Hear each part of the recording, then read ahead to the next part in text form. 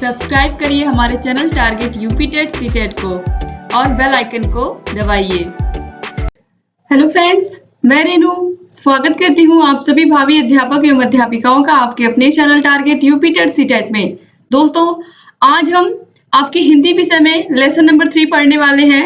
अब देखिए, इसका जो शीर्षक है वो है गद्य व पद्य के अंशों को शुद्ध उच्चारण, लय एवं उतार चढ़ाव के साथ पढ़ना, बोलना और इसके क्या क्या उद्देश्य हैं। दोस्तों, आप सभी लोगों को पता है, कोई भी चीज अगर लिखी हुई है उसको बच्चा केवल एक सुर में पढ़ता हुआ चला जाता है। उसमें कोई सुर, लय, ताल या फिर सही से जो विराम चिन्ह होते हैं उनका कोई प्रयोग नहीं करता है व्यक्ति, तो वो ना तो सुनने में अच्छा लगता है और पढ़ने में तो बिल्कुल ही नहीं अच्छा लगता है।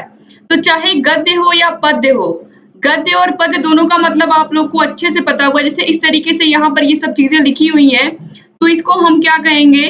गद्य कहेंगे। और पद्य, पद्य जो कि कविताएं लिखी होती हैं, दोहे लिखे होते हैं, छंद लिखे होते हैं, वो सब होते हैं पद्य। यानी कि जो पद्य होता है उसमें सुर, लय और ताल के साथ उसको पढ़ा जाता है ताकि वो सुनने में अच्छा लगे और मनोरंजक लगे। तो ऐसे ही गद्य में भी आपको विराम चिन्हों का ध्यान रखना होता है। कहाँ पर पूर्ण विराम है, कहाँ पर अल्प विराम है, कहाँ पर अर्ध विराम है, कहाँ पर प्रश्न चिन्ह है। इन सभी का खासा ख्याल रखना होता है ताकि आप लोग जो पढ़े वो सुनने में भी अच्छा लगे और लोग आपकी बातों को भी बहुत ही गौर से सुने। तो यहाँ पर चलिए हम स्टार्ट करते हैं। उच्चारित ध्वनियों के मौखिक रूप को अक्षर तथा लिखित रूप को वर्ण कहा जाता है। भाषा के व्यवहार में शुद्ध उच्चारण उसका सर्वाधिक महत्वपूर्ण पक्ष है, क्योंकि हिंदी की प्रकृति है कि उच्चारण के अनुसार ही उसका लेखन किया जाता है। हाँ दोस्तों, ये चीज आप लोग याद रखिए कि जो हमारी हिंदी भाषा है, हम जो चीज बोलते हैं, जो उच्चारण करते हैं, सेम वही चीज लिखते हैं।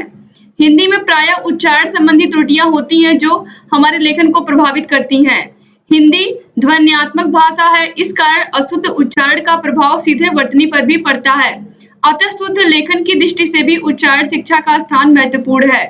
अगर आप सही बोलोगे नहीं तो आप सही लिखोगे कैसे? तो इसलिए सबसे पहले तो शुद्ध उच्चारण आना चाहिए। इसीलिए यहाँ पर जो आपका ये लेसन नंबर 3 है, यहाँ पर गद्य और पद्य को शुद्ध उच्चारण के साथ पढ़ना लिखा गया है। जब आप पढ़ोगे तो आप सही से बोलोगे, जब आप सही से उस चीज को बोलोगे तो सही से लिखोगे।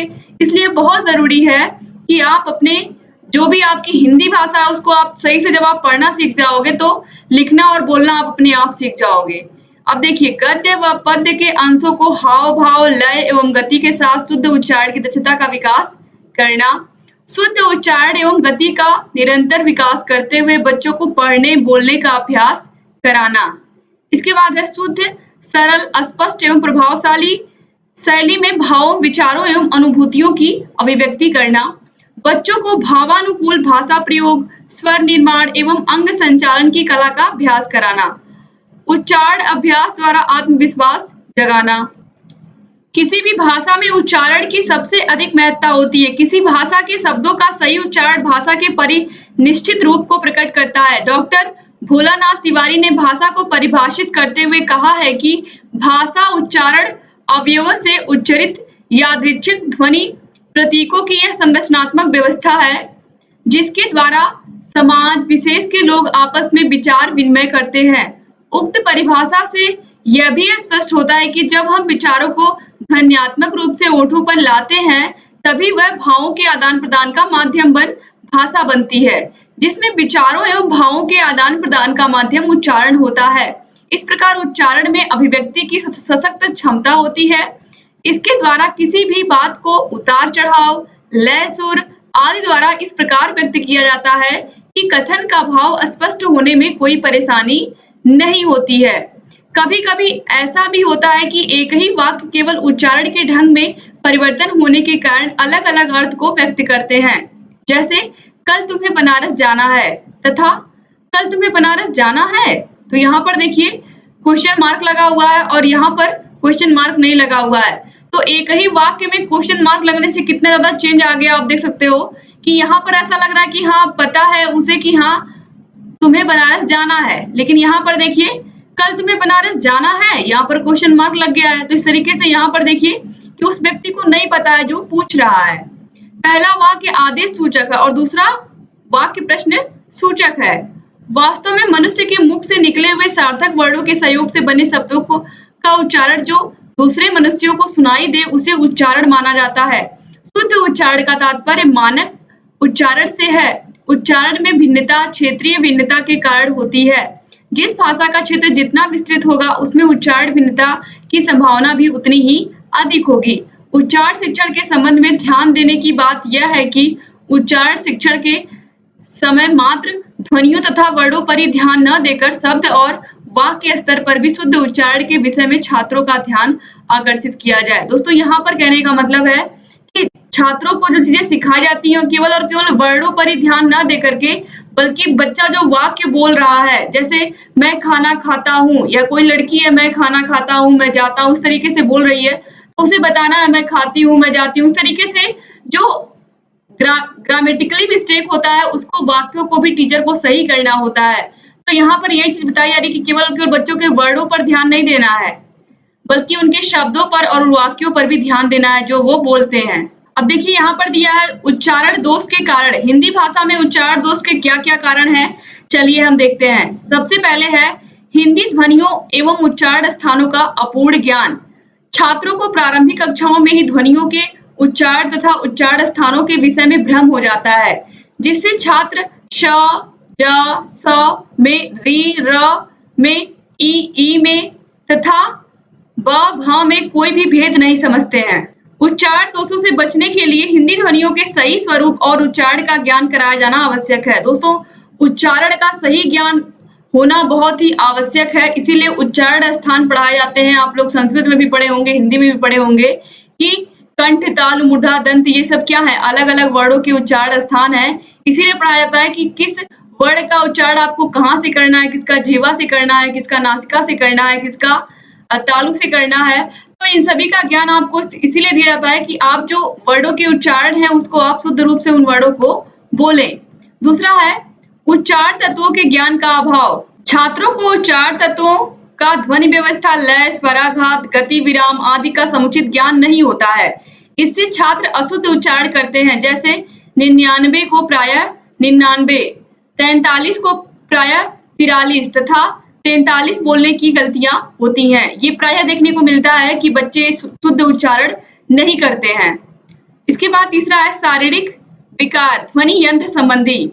कुछ छात्र शारीरिक विकारों से ग्रस्त होते हैं और कुछ छात्रों को ध्वनि यंत्रों, कंठ और तालु आदि में विकार होता है, जिससे वे शुद्ध उच्चारण करने में समर्थ नहीं हो पाते, जैसे कि अतिवृद्ध व्यक्ति, शारीरिक रूप से विकलांग व्यक्ति, उच्चारण स्थान के स्तर पर, यानी कि अगर किसी बच्चे के गले में प्रॉब्लम है या बच्चा हगला करके बोलता है या दुदला करके बोलता है, अगर इस तरीके से बच्चा बोलता है तो उसका जो उच्चारण होता है वो उसके शारीरिक विकार के कारण ही वो सही से अपने ध्वनि यंत्रों से उन वाक्यों को या उन शब्दों को, वर्णों को नहीं बोल पाता है। तो कहीं न कहीं अशुद्ध उच्चारण में शारीरिक विकास भी शामिल होते हैं। अब इसके बाद देखिए चौथा है परिवार में शुद्ध उच्चारण पर ध्यान ना देना। ये बहुत ही महत्वपूर्ण कारण है। एक चीज आप जान लीजिए, प्राथमिक विद्यालय में बच्चा वही चीज सीखता है जो घर वाले उसके सिखाते हैं, जो उसके घर में वो माहौल देखता है, क्योंकि बच्चा 5 से 6 घंटे केवल शिक्षक के पास होता है। बाकी सारा टाइम वो अपने आस-पास के समाज में, अपने आस-पास, अपने गाँव में, अपने माता-पिता, अपने परिवार में वो रहता है। तो वहीं से वो लोग जो भाषा प्रयोग करते हैं, जो चीजें वो सीखता है, वो चीजें वो दिमाग में बिठा लेता है। तो अगर उसने अशुद्ध उच्चारण में कोई भी शब्द सीख लिया है तो उसका उच्चारण वो अशुद्ध ही करता है। टीचर कितना भी सिखाने की कोशिश करे, लेकिन बच्चे जब रोज से वही चीज वो सीख रहा है, उसके घर में वही चीज बोली जा रही है, तो कहीं न कहीं माता-पिता को भी इस पर ध्यान देना ज़रूरी है कि वो अगर शुद्ध उच्चारण करेंगे, तो बच्चा भी उनके उच्चारण पर ध्यान देगा और वो भी अपने उच्चारण को शुद्ध कर लेगा।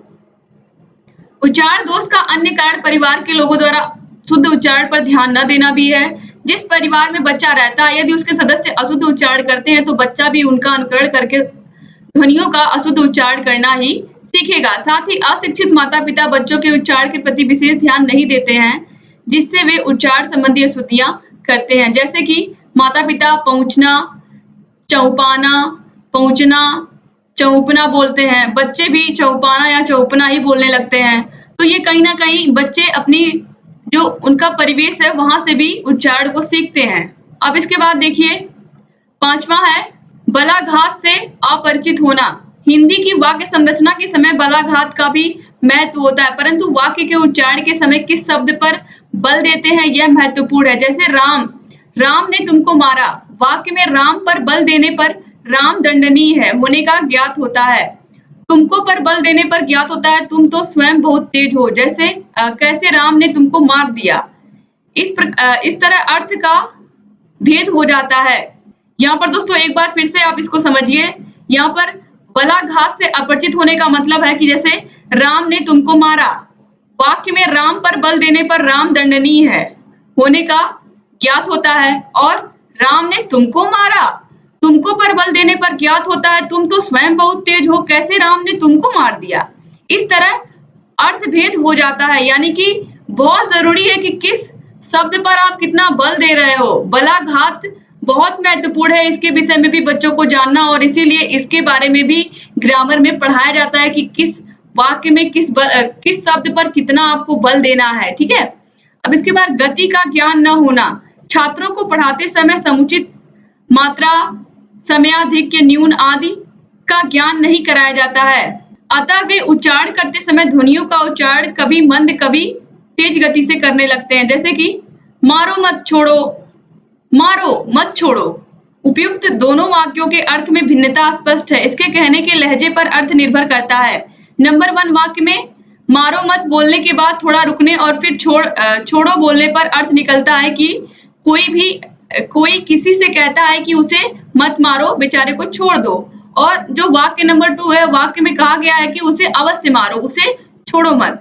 तो इस तरीके से जो भाषा में उच्चारण शुद्ध रूप में किया जाए, इसके लिए त्रुटियों की ओर छात्रों का ध्यान आकर्षित करना बहुत ही जरूरी है। तो दोस्तों उच्चारण संबंधी दोष आपने देखा क्यों होते हैं बच्चों में। अब जो आपने दोष देखे हैं, अब इनका निवारण कैसे हो सकता है ये बहुत जरूरी है। जब आपने कारण देख लिए तो आपको निवारण भी देखना है। तो दोस्तों उम्मीद करती हूँ कि आपको ये सारी चीजें समझ में आई होंगी। दोस्तों अगर वीडियो अच्छा लगा है तो प्लीज इस वीडियो को लाइक कर दीजिए और अपने सभी फ्रेंड्स को इस वीडियो को शेयर कर दीजिए, जिससे अधिक से अधिक हमारे डीएलएड के भाई बहन हमसे जुड़ सके और लगातार हमारे वीडियोस को ऐसे ही देखते रहें। उम्मीद करती हूँ कि आपको जितने भी वीडियोस हम ला रहे हैं आप लोगों के लिए, वो सब आपके लिए बहुत ही उपयोगी सिद्ध हो रही होंगी, क्योंकि हम लोग बहुत ही मेहनत से आप लोगों के लिए ये कंटेंट लाते हैं और पूरी कोशिश करते हैं कि आप लोगों को बिल्कुल सही और सटीक ज्ञान दिया जाए। तो इसके लिए आप लोगों को हमारे चैनल से जुड़ना होगा। अगर अभी तक आपने हमारे चैनल को सब्सक्राइब नहीं किया तो प्लीज सब्सक्राइब कर दीजिए और बेल आइकन को जरूर प्रेस कर दीजिए, जिससे हम जो भी नई वीडियोस बनाते हैं उसका नोटिफिकेशन आपके पास समय से पहुंच जाए और आप लोग लगातार हमारे चैनल से ऐसे ही बने रहें। दोस्तों आपको अगर किसी भी सब्जेक्ट का पीडीएफ चाहिए तो इसके लिए आप हमारे टेलीग्राम चैनल से जुड़ सकते हैं। टेलीग्राम चैनल का लिंक आपको इस वीडियो के नीचे डिस्क्रिप्शन बॉक्स में मिल जाएगा, वहां पर क्लिक करके आप चैनल को ज्वाइन कर सकते हैं। इसके अलावा आप टेलीग्राम ऐप पर टारगेट यूपी टेट सीटेट को सर्च करके भी वहां से भी हमारे चैनल को ज्वाइन कर सकते हैं। दोस्तों अगर आपको इसके पहले की वीडियोस चाहिए तो उसके लिए आपको डिस्क्रिप्शन बॉक्स में जाना होगा, क्योंकि डिस्क्रिप्शन बॉक्स में आपको इसकी लिंक मिल जाएगी जो हमने आगे के लेसन 2 पढ़ाए हैं। इसके अलावा जितने भी सब्जेक्ट के हमने क्लासेस चलाई हैं, आपको सभी सब्जेक्ट के पीडीएफ भी प्रोवाइड कराएंगे हम। साथ ही साथ आपको सभी सब्जेक्ट के वीडियोस की लिंक इस वीडियो के नीचे डिस्क्रिप्शन बॉक्स में मिल जाएगी। तो उम्मीद करती हूँ आज का क्लास आपको अच्छा लगा होगा। तो हम कल देखेंगे उच्चारण संबंधी दोष का निवारण कैसे हमको करना है। तो मिलते हैं नेक्स्ट वीडियो में, तब तक अपना ख्याल रखिएगा दोस्तों। जय हिंद।